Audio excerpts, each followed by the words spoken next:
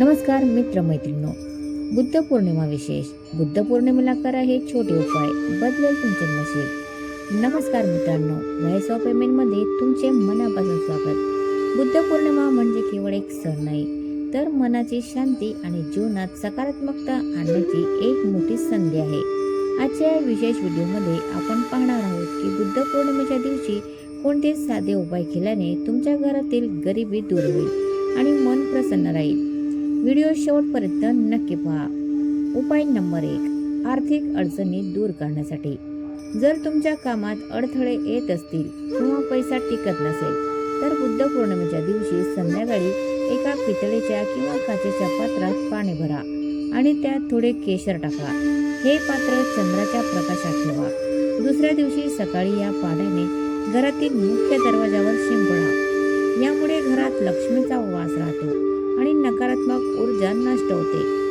उपाय नंबर 2, मानसिक शांती आणि एकाग्रतेसाठी. आजच्या धावपळीच्या जीवनात ताणतणाव खूप वाढला आहे. बुद्ध पौर्णिमेच्या दिवशी पांढऱ्या रंगाच्या वस्तूंचे दान करणे खूप शुभ मानले जाते. गरिबी आणि गरजू व्यक्तीला तांदूळ, दूध किंवा पांढरे वस्त्र दान करा.